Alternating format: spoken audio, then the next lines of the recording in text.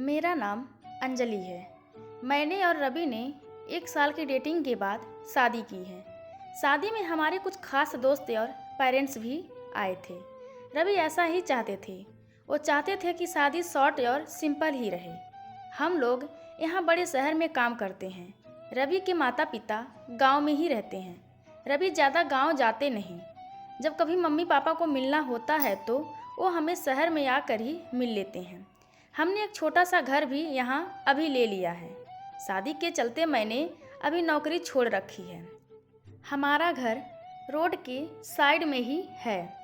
खिड़कियों से रोड दिखाई देती है। हमारे किचन की खिड़की से भी रोड दिखाई देती है। रवि का ऑफिस का टाइम सुबह 9 बजे का है। सुबह में रवि के लिए खाना बनाती हूँ। अभी कुछ दिन मुझे खिड़की के बाहर एक लड़की दिखाई देती है। पता नहीं क्या देखती है। आज फिर मेरी नज़र खिड़की के बाहर गई। रोड के दूसरी तरफ वही लड़की ज़्यादा उम्र की नहीं थी, 26 की होगी। हमारे घर की तरफ आज भी फिर से देख रही थी। पहले दिन मैंने सोचा कि कोई होगी, लेकिन वो 3 से 4 दिन से लगातार आती मुझे दिखाई दे रही है। मेरे मन में सोचा कि जाकर उससे बात करूं। शायद किसी और का घर समझकर हमारे घर की ओर देखती रहती होगी। सुबह रवि सोए थी। वो फिर वहीं दूर खड़ी दिखाई दी। इस बार मैं बाहर गई। उसने आते मुझे अपनी ओर देखा और घबरा गई। मैंने उसे पूछा, क्यों, आपको क्या परेशानी है? आप किसे ढूंढ रही हैं? वो घबराई हुई बोली, रवि यहीं रहता है। मैंने बोला, हाँ, आप कैसे जानती हैं? वो इतना सुनकर घबरा कर चली गई। मैंने पीछे से उसे आवाज़ दी, पर उसने सुना नहीं। मैं अपने घर में वापस चली आई और रवि ड्यूटी चले गए थे। पूछा कहाँ गई थी?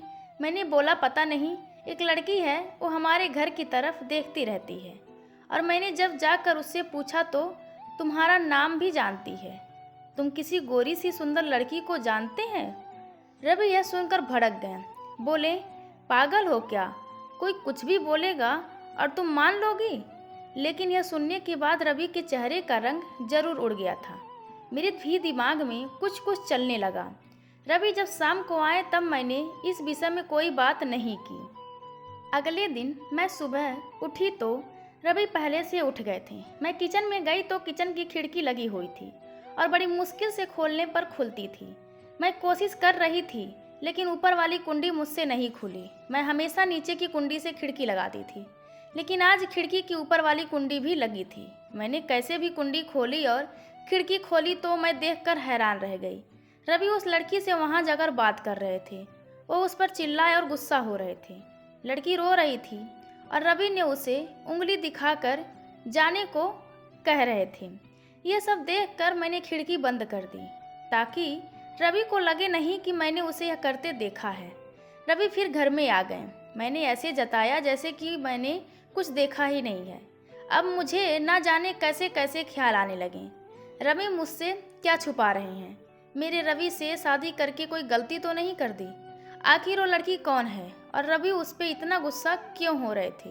रवि के जाने के बाद मैंने रवि के सारे दोस्तों को, जिन्हें मैं भी जानती थी, उन्हें फ़ोन किया, लेकिन किसी को भी उस लड़की के बारे में नहीं पता था। मेरी समझ में नहीं आ रहा था कि क्या हो रहा है। रवि से पूछना चाहती थी, लेकिन मुझे पता था कि वो झूठ ही बोलेगा। उसके बाद मैंने उस लड़की को घर के आसपास नहीं देखा। यह सब सोचते सोचते मेरी तबीयत बिगड़ने लगी। रवि मुझे बोलता था कि क्या हुआ, अपना ख्याल रखो, डॉक्टर के पास जाओ, लेकिन अब मुझे उसकी बातें बिल्कुल अच्छी नहीं लग रही थी। एक दिन जब मेरी हालत ज़्यादा ख़राब हुई तो मैं ऑटो लेकर पास के बड़े अस्पताल में गई। डॉक्टर से अपनी दवाई लेने के बाद मैं अस्पताल से पार्क में बैठी थी। अस्पताल में मुझे वो लड़की फिर दिखाई दी। उसे देखते ही जैसे मेरी बीमारी पता नहीं कहाँ भाग गई। मैं उसके पास तेज से चल कर गई और उसका हाथ पकड़ लिया और उसे बोला, तूने मेरी ज़िंदगी में उथल पुथल मचा दिया। बोल, उस दिन क्या बात कर रहा था रवि तुझसे? क्या रिश्ता है तेरा मेरे पति से? फिर उसने मुझे जो बताया सुनकर मुझे लगा कि मेरा पति ऐसा है। उसने इतनी बड़ी बात मुझसे छिपाई। शाम को रवि जब आए तब उस लड़की को अपने घर में देखकर चौंक गए। मैं भी उसके पास ही बैठी थी। रवि उसकी तरफ देखकर बोले कि अच्छा तो तूने इसे सब बता दिया, मना किया था दूर रहने को मेरी फैमिली से। मैंने बोला रवि शर्म करो, तुम इतने कठोर हो, अपनी सगी बहन की मदद नहीं कर रहे हो।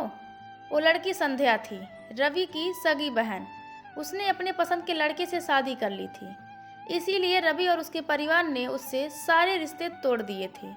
रवि ने कहा कि मेरी कोई बहन नहीं है। मैंने कहा इसका पति अस्पताल में है, इसे रुपयों की ज़रूरत है। बहन नहीं तो इंसानियत के नाते ही तुम्हें इसकी मदद करनी थी, और अपनी पसंद की लड़की से शादी तो तुमने भी की। फिर जो नियम इसके लिए है तुम्हारे लिए क्यों नहीं है?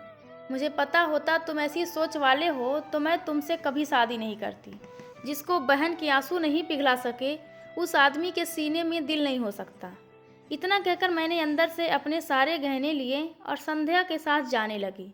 हमें जाते देख रवि फूट फूट कर रोने लगे। संध्या भी उन्हें देख रोने लगी। रोते हुए रवि बोले, हमने इसे बहुत प्यार दिया।